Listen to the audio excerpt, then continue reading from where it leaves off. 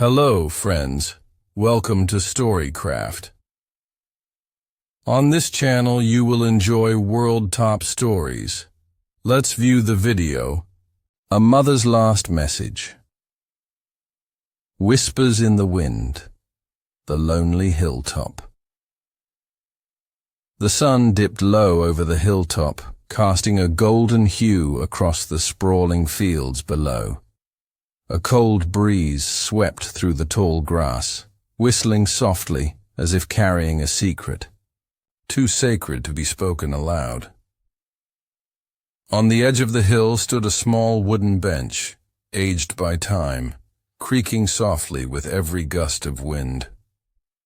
It was there that Alina sat, her eyes scanning the horizon, her fingers clutching a small locket that glimmered faintly in the fading light. She had come here every evening for the past week, drawn by a feeling she couldn't explain. It wasn't just grief. It was something more, something unspoken, a tug on her heartstrings, like someone was calling her name in the quiet moments between heartbeats. The letter she never sent.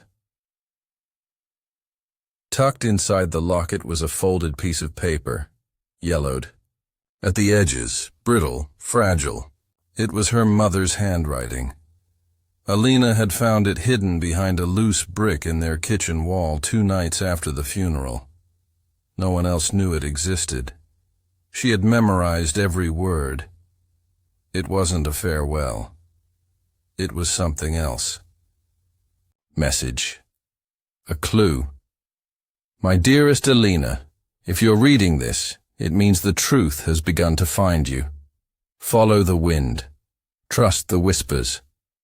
I couldn't say goodbye the way I wanted, but I left pieces of me behind, for you to find. Her mother, Mira, had always been a woman of mystery, gentle, loving, but always watching the world like she knew something others didn't. And now, even in death, she was still guiding her daughter, one cryptic whisper at a time. The Old Willow Tree. Alina rose from the bench and walked toward the grove just beyond the hilltop. In the center stood the ancient willow tree, its branches drooping like tired arms, swaying in the breeze. It was her mother's favorite spot, where they'd shared stories, laughter, and secrets in the days before the illness took hold. As she stepped beneath the willow's curtain of leaves, the wind picked up sharply. The rustling leaves began to sound like words, faint but clear. Alina. She froze. It wasn't her imagination. She heard it again. Alina. The box. Heart pounding, she turned in circles under the tree, searching. That's when she saw it, at the base of the trunk, half buried in moss and roots. A small metal box, rusted but intact. She fell to her knees and dug it out with trembling hands. Inside was a black and white photograph of her mother as a young woman, standing beside a man Alina had never seen before. Behind them, a lighthouse loomed in the background. There was a message written on the back. He has the answers. Find him before they find you. The lighthouse, forgotten by time. The lighthouse in the photo stirred something deep in Alina's memory.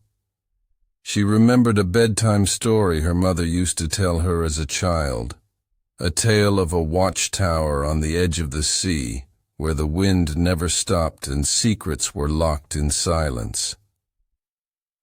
Was it a story or a memory? The next morning, Alina packed a bag and drove east toward the coastal cliffs. The lighthouse wasn't on any modern map, but locals whispered about it. Some said it was cursed. Others said it had been abandoned for decades. No one dared go near it. But Alina wasn't afraid. Not anymore. She followed the coast road, guided by instinct and an invisible thread of fate, until she saw it. Tall, cracked, and stoic against the crashing waves. The wind screamed here, like it was alive, like it remembered everything. Stranger in the shadows. As she approached the lighthouse, Alina noticed footprints in the sand. Fresh. Someone else was here. Her pulse quickened. Was it the man in the photo? Or someone sent to stop her? Inside the tower, dust filled the air. The staircase creaked beneath her steps. Each level was colder than the last, as if the lighthouse held its breath, watching her ascend. At the top, she pushed open a rusted door and came face to face with him. The man from the photograph, older now, weathered by time, but unmistakable. He looked at her without surprise. "You've come," he said quietly, voice deep like thunder. "Who are you?" she demanded, lifting the photo. "Why did my mother send me here?" He stepped aside, revealing a wall covered in maps, red strings, and faded newspaper clippings. "She knew the truth would eventually surface," he said, "and that you'd be the one to chase it. Mira wasn't just your mother, Alina. She was a guardian of something far greater than, secrets buried in wind." He handed her a leather journal, cracked at the spine. Inside were drawings, notes, coordinates, and a single name repeated over and over. The whispers. "What is this?" Alina asked. He met her gaze with something between sorrow and fear. "Not everything your mother protected was from this world." Outside, the wind howled louder, slamming the windows with furious force, as if warning them to stop, to run. But Alina wasn't turning back now. The whispers had begun, and they were only growing louder. The hidden letter. The lighthouse's secret chamber. The storm outside grew fiercer as Alina sat cross-legged on the wooden floor of the lighthouse chamber. Rain lashed against the windows. Thunder cracked across the sky. But inside, all was still, except for the slow, deliberate flipping of pages in her mother's old journal. The man, who had yet to reveal his name, sat silently across from her, watching as the fire from the old metal stove cast dancing shadows. Across the room, one passage made her stop. "If something happens to me, I've hidden the key beneath our memories. The letter tells everything. It waits where time stood still. You'll know it when you see it." Malina's mind reeled. The words were hauntingly familiar. Her childhood flashed before her eyes, long summer days, laughter in the garden, and her mother's favorite place, the attic. Return to the past. 2 days later, Alina stood at the edge of her childhood home's creaking attic ladder, staring into the dust-choked darkness above. She hadn't been up there in years, not since her mother's illness took a turn for the worse. Every step upward groaned under her weight, like an old memory refusing to be disturbed. Cobwebs clung to forgotten trunks and crates. The light bulb flickered faintly as she made her way to the far end, where a small rocking chair sat facing a boarded window. It was her mother's quiet place, where she'd go to escape.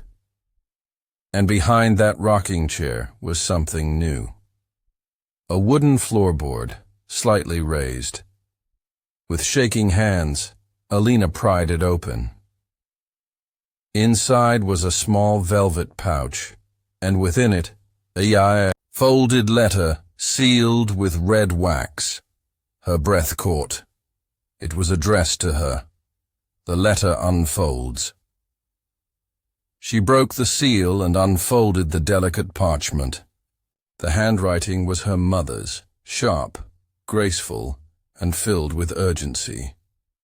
My dearest Alina, if you found this, it means the veil has begun to lift, and you are now part of something far older than our name, our blood, or even our world. I kept the truth from you, not out of fear, but to protect you from the darkness that has hunted our family for generations. You must go to the Renfield estate. The answer lies beneath the cellar. But beware, it's not unguarded. There is a group who call themselves the Order of the Still Wind. They are watching, listening, waiting. They will try to silence you as they tried to silence me. But they don't know you, my lion-hearted girl. Trust no one, not even those who wear familiar faces. Find the mirror, listen to it. Always with you, Mother. Shadows of Renfield, the Renfield estate. Alina's stomach twisted. She had been there once as a child, a grand, decaying manor deep in the countryside, owned by an old family friend her mother referred to only as Aunt Syra. She thought it had been sold years ago, but when she arrived at the rusted gates, it stood as hauntingly beautiful as she remembered. Ivy-covered walls, cracked windows, and a silence so deep it rang in her ears. She stepped through the gate, unsure if the place had been abandoned or was merely pretending to be. The main door creaked open with a gentle push, revealing a grand hallway frozen in time, dust dancing in the shafts of light that broke through the cracked ceiling. Portraits lined the walls, their eyes seeming to follow her with ghostly intensity. At the end of the hallway stood the cellar door. It was locked, but next to it, on a small table, was a single silver key, as if someone knew she was coming. Beneath, the cellar. The cellar air was thick and cold. Each step down felt like descending into another world. Stone walls, candle sconces, and a long corridor stretched ahead. At the very end was a door marked with a strange symbol, a spiral inside a circle, surrounded by tiny runes. Alina touched it. It opened. Inside was a mirror, taller than her, with an ornate black frame. But the reflection staring back wasn't hers. It was her mother's. Younger, stronger, eyes full of warning. And the reflection moved, though Alina did not. The mirror speaks. "Mirror?" Alina whispered, heart pounding. The reflection's lips parted, and a voice filled the room. Not out loud, but inside her head. "You're close now. The Order fears you. They know who you are." "Why me?" Alina asked aloud, stepping closer. "Because you are the last." "The last of what?" The mirror shimmered, and suddenly images flooded it. Visions of cloaked figures chanting in a stone circle, a young Mira running through the woods, a baby wrapped in crimson cloth. And then, fire. "They tried to erase us," the voice said, "but I hid the truth in you." Alina staggered back as the mirror cracked. Not shattered, just a fracture, right down the center. Beneath it, a hidden compartment slid open. Inside was a small leather box, and within it, an amulet shaped like a winged flame. The same symbol etched into the journal her mother left behind. The footsteps above. Before Alina could examine it further, she heard it. Footsteps above. Slow, deliberate, not echoing, muffling. Someone was walking across the floor above the cellar, then descending the steps. She blew out the candle and backed into the shadows, holding the amulet tight against her chest. A figure appeared in the doorway, hooded, gloved. Not the man from the lighthouse, someone else. He paused at the threshold, then slowly turned his head toward her, as if he could feel her presence in the dark. "Miss Mira's daughter," he whispered, his voice like dried leaves. "We were hoping you wouldn't return." She didn't wait. She ran. Up the stairs, through the hall, out the door, heart pounding like a war drum. Behind her, the wind screamed, just like it did on the hilltop. The whispers were growing louder, and now they weren't just calling her name. They were warning her. They're coming. Echoes of her voice. A storm within. Alina's breath came in short, sharp gasps as she sprinted down the overgrown path from Renfield Estate. Mud splashed against her jeans. Branches clawed at her skin like unseen hands trying to hold her back. The forest around her was alive with sound. The wind howled through the trees, but underneath it, there was something else. A whisper. Her mother's voice, not from memory, real. So soft it shouldn't have been possible, yet it was there. "Keep moving, Alina. They're not far behind." She stumbled onto a gravel road, nearly collapsing to her knees. A car appeared in the distance, headlights cutting through the mist. It was the man from the lighthouse. A guardian revealed. He stopped the car just in time. She flung open the door and collapsed into the passenger seat, clutching the amulet tightly. He didn't speak until they were well down the road. "You found it," he said, eyes flickering toward the amulet. "The flame of Mira." Alina turned to him. "Who are you really, and what is this thing?" He gripped the wheel tighter. "My name is Elias.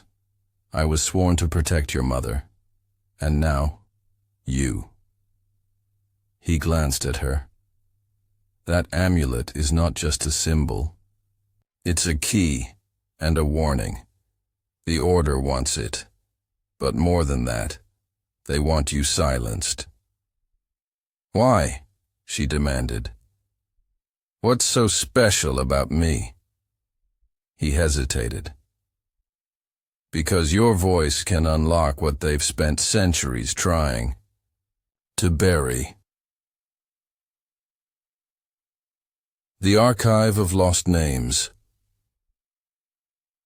Elias drove through winding back roads until they reached a crumbling chapel tucked into the hills. Moss had swallowed the stone. Ivy crawled up the sides like veins. "This is where it began," he said, "and where it nearly ended." They stepped inside. Candles lit themselves one by one, as if sensing their presence. The floor creaked beneath ancient rugs, and the air smelled of dust and time. He led her to the altar. Beneath it, a trap door. "This is the archive," he said. "Every woman in your bloodline has left her mark here. Every voice silenced by the order lives in these walls." The door opened with a groan, revealing stone steps spiraling into the earth. Alina followed him down. Voices from the stone. The chamber below was vast, its walls carved with symbols, names, and dates that stretched back centuries. In the center stood a pedestal with a black stone sphere pulsing faintly with light. "Touch it," Elias said. "Let them speak." Alina stepped forward. Her fingers brushed the sphere, and a flood of sound burst into her mind. Hundreds of voices, women whispering in dozens of tongues, crying, chanting, warning. Then one rose above them all. Her mother. "They tried to silence us. But we are not gone. Our voices carry through blood, through time, and now, through you." Alina fell back, gasping, eyes wide. "What is this?" "The archive," Elias said. "It preserves the memories of your ancestors, and only the flame can open it." He knelt beside her. "Your mother was the last voice keeper, until now." The voice keeper's gift. Elias handed her a journal, one she hadn't seen before. Older, bound in dark red leather, the cover bore the same spiral sigil from the cellar door. "Your mother wrote this before she vanished," he said. "It was meant for you, but the order intercepted it. I got it back, but not before they erased part of it." Alina opened it. Her mother's voice echoed in her mind as she read. "Each of us is born with an echo, a voice that transcends time. The order fears the echo because it reveals the truth, that we are not alone, that we were once more than we are now." "Echo?" Alina asked. "What does it mean?" Elias looked at her solemnly. "It means you can hear the past, and sometimes you can change the future." The Song of the Forgotten. Suddenly a strange humming began to rise from the archive walls. Elias turned sharply. "They've found us. We have to move. Now." The candlelight flickered violently. Alina could feel something pushing in, like 1,000 eyes staring from beyond the stone. "Take the echo with you," Elias said, shoving the journal and the amulet into her bag. "There's one more place your mother wanted you to go." "Where?" "The Mirror Lake." Alina's blood froze. That place had haunted her dreams for years. It was where her mother disappeared. The Dream Revisited. That night they made camp in the hills, too far from any town and too close to danger. Alina couldn't sleep. Her thoughts raced. Her mother's voice returned again and again. "You will hear me when the world is quiet." She drifted into uneasy slumber. In her dream, she stood by Mirror Lake. The surface was like glass, reflecting a perfect sky. But as she stared into it, Her reflection blinked once, slowly, and then began to cry blood. A voice from the lake's depths whispered, "The lake remembers. The truth sleeps beneath the surface." She awoke in a cold sweat. Elias was already up. It's time. Back to the beginning. Mirror Lake looked exactly as she remembered it from childhood. Quiet, serene, and utterly deceptive. As they approached the shore, Alina felt something shift inside her. The amulet around her neck began to hum. The wind picked up, carrying a melody she couldn't quite place, but it felt familiar. Ancient. The lake's name comes from its purpose, Elias said. It reflects what's hidden.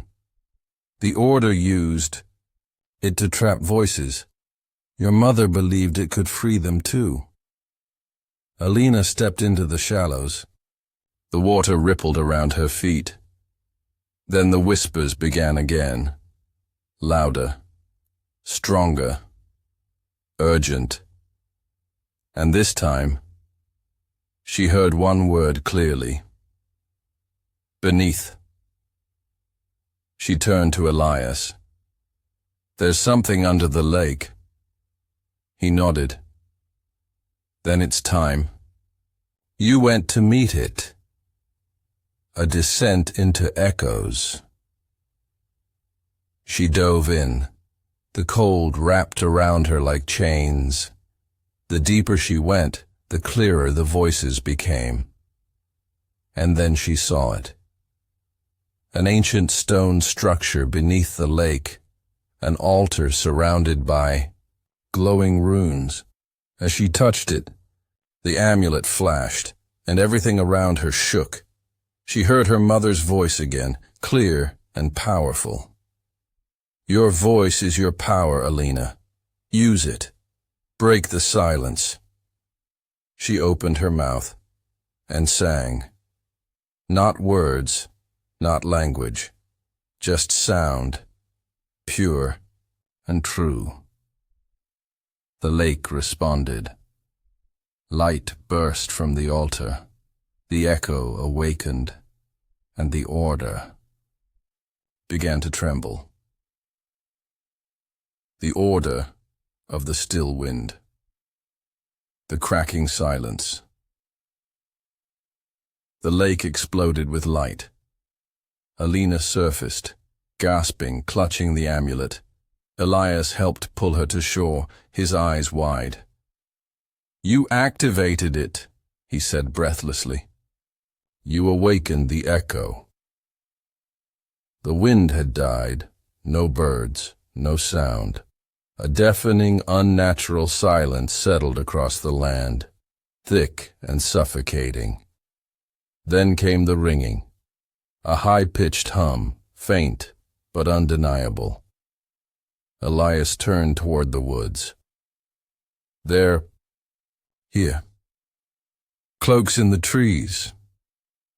From between the trees they emerged, figures wrapped in gray cloaks, their faces obscured by polished wooden masks carved with symbols.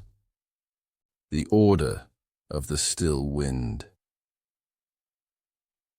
They moved silently, feet never disturbing a leaf, presence as unnatural as the air itself. One stepped forward, taller than the rest. His mask was black and red, half sun, half shadow. He raised his hand toward Alina. She carries the flame, he said, voice dry as dust. And the echo sings again. Elias stepped between them. She has the right. The tall man shook his head. There are no rights for the corrupted. The marking. Before Alina could speak, pain lanced through her chest. The amulet burned against her skin. She fell to her knees, gasping, clutching it, then looked at her palm. A mark was forming, a spiral of flame. It pulsed with each beat of her heart. The order recoiled. Murmurs broke through their silence. "She is marked," one of them hissed. "The voice keeper has returned." The tall man stepped back, uncertain for the first time. Impossible. The bloodline was broken. Elias looked at Alina. Not broken. Hidden. And now it was awake. A bargain offered. The masked leader raised both hands. "We do not seek bloodshed," he said. "Not here. Not yet." Alina stood, still trembling. "What do you want from me?" "To listen," he said. "To understand. What you carry is dangerous. If the echo falls into the wrong voice, it could tear open everything we've worked to protect." "Protect?" She laughed bitterly. "You mean silence. You've silenced women like my mother for generations." "Because the truth is louder than the world can bear," he said. Elias stepped forward. "You fear the truth because it unravels your control." The masked man turned. "We offer her a choice," he said. "The trial of voices." "You may come with us," the order leader said. "There is a temple hidden deep within the valley, older than the world remembers. There, you will undergo the trial of voices." "And if I refuse?" Alina asked. "Then we take the echo by force." Elias glanced at her. "We'll fight our way out." But Alina shook her head. "No, I need to hear them. I need to know." She faced the order. "Take me." The road of shadows. They blindfolded her not with cloth, but with song. One of the order hummed low and long, and her vision faded into darkness. She felt herself walking. Time slipped. Stone, water, wind. Whispers filled her ears, not threatening, but sorrowful. The voices of those lost, trapped in the order's silence. One voice returned again and again. Her mother. "You're so close, Alina. Trust your heart." Not their words. When the hum ceased, her sight returned. She stood in front of a mountain carved with symbols that glowed faintly in the moonlight. A doorway yawned open, revealing an ancient stairway descending into the earth.